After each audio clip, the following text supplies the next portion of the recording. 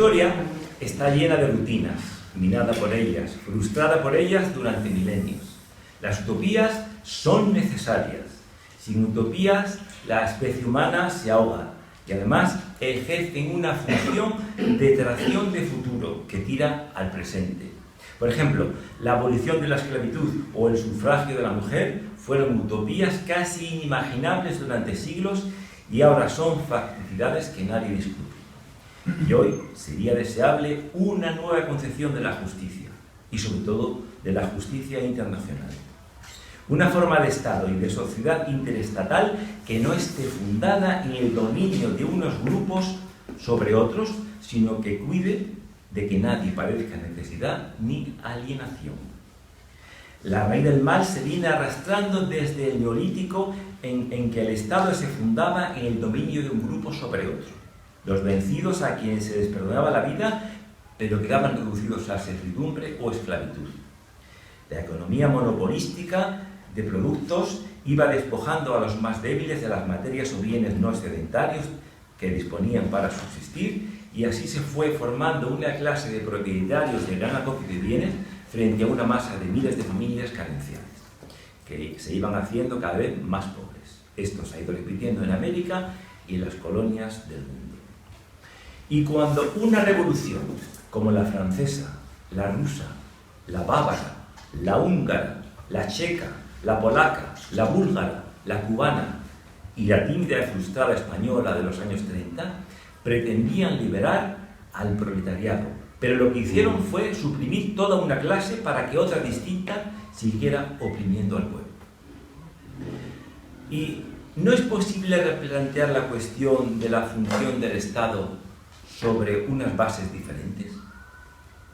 El papel del Estado no es aumentar supletoriamente el dolor del mundo, sino ayudar a los grupos humanos a vivir más humanamente. Y sobre todo, la justicia internacional que tendrá que fundarse en los principios de solidaridad respecto a las necesidades planetarias de los más carentes. Además, lo mismo que Montesquieu dejó fuera de su atención el cuarto poder, y algunos más, la filosofía del Estado no ha considerado lo irracional del deseo, el deseo incolmable de Jacques Lacan, que desestabiliza a los individuos y aun a los políticos que rigen los estados.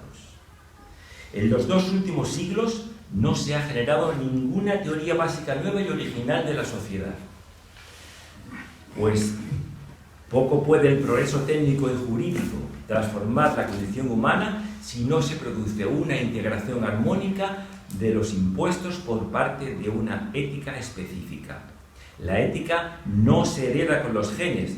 Cada generación ha de retomarse el trabajo de educarla y suplir su ausencia en la conciencia de los más jóvenes. Los principios de la justicia se han aplicado y tienen ante sus ojos el velo de la ignorancia y sobre todo desconocen la historia de la psicología de las masas y la mentalidad de las diferentes clases sociales. Es innegable que el descubrimiento de una vida no consciente por Freud, que descubrió en la base del ser humano operaban unas fuerzas irracionales y difícilmente controlables que interfieren constantemente en su racionalidad. Y estas explican las paradojas de la convivencia social y emocional de los individuos, su morbilidad psíquica y también, como hemos visto anteriormente, sus logros artísticos y poéticos.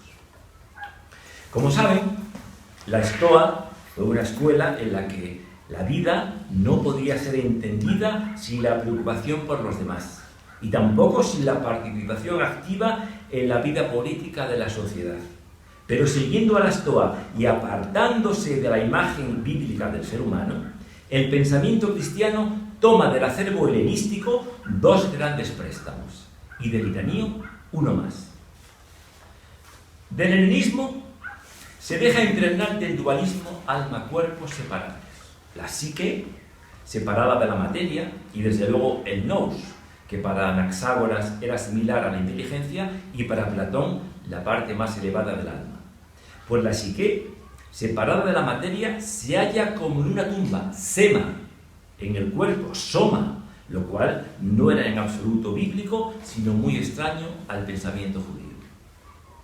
Igualmente toma de la estoa helenística el ius naturae, el derecho natural y los principios y virtudes cardinales de este derecho, así como la pecaminosidad del placer y del orgasmo, que no corresponden a ninguna moral judeocristiana, como se ha dado en decir y que siguen afirmando por parte de algunos desinformados. Del pensamiento irano toma todo el mundo mítico de los demonios, espíritus malignos, su rebelión y su caída, gatas de Zaratustra, y ciertos ribetes de dualismo maniqueo, o el enfrentamiento cuasi de potencia a potencia entre Dios y Satán. Y ahora juzguen ustedes. Como es lógico, nada de esto es vinculante para la fe cristiana, pues no proviene de las fuentes oficiales de la revelación bíblica. De ahí que la cultura pedagógica sea una verdadera necesidad básica. Por eso, no hay quien le quite de la cabeza a muchos americanos adictos al puritanismo, que al fin y al cabo es producto de la Ilustración, que la pena de muerte no procede, y casi es expresión para ellos de rectitud ética, como un recurso natural de restablecimiento del libro social del que el que la hace, la paga.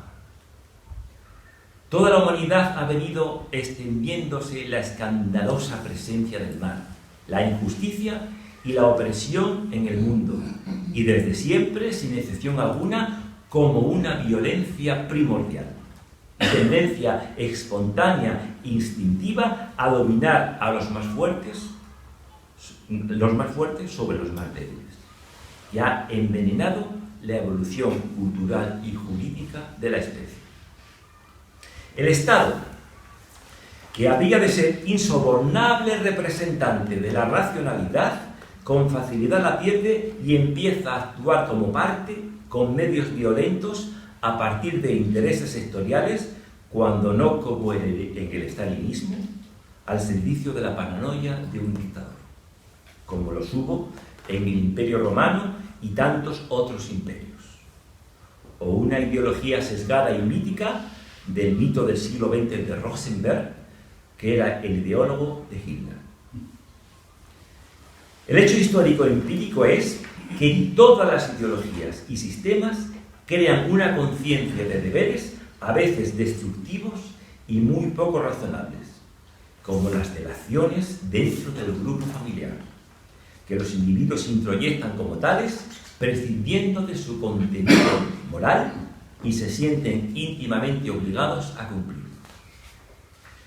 El ciudadano alemán medio y austriaco de los años 30-40 no descansaba su conciencia hasta que no delataba algo realmente extraño en su vecindad que pudiera significar la presencia de un prófugo, un desertor, un comunista o un judío, y le parecía inmoral y pecaminoso no delatarlo. No había sentimiento de humanidad tolerante que le eximiese de eso. Ni siquiera el Estado, o la patria, o la Iglesia, o cualquier otra situación religiosa no cristiana, o la familia, y menos aún la empresa o el partido, se halla por encima de la promoción y logros de sus miembros. Estos han de cooperar en la praxis institucional, pero sin detrimento de su bien personal y de su realización existencial e íntima, es decir, personal de cada ser humano. Es paradójico cómo el marxismo, que según Marx ha de luchar por la desalienación del hombre real y concreto hacia el hombre nuevo total, y al hacerse con el poder haya sido hasta ahora absolutamente dictatorial. Ninguna generación tiene por qué someterse a esta alienación de su derecho a su identidad y a su mínimo bienestar.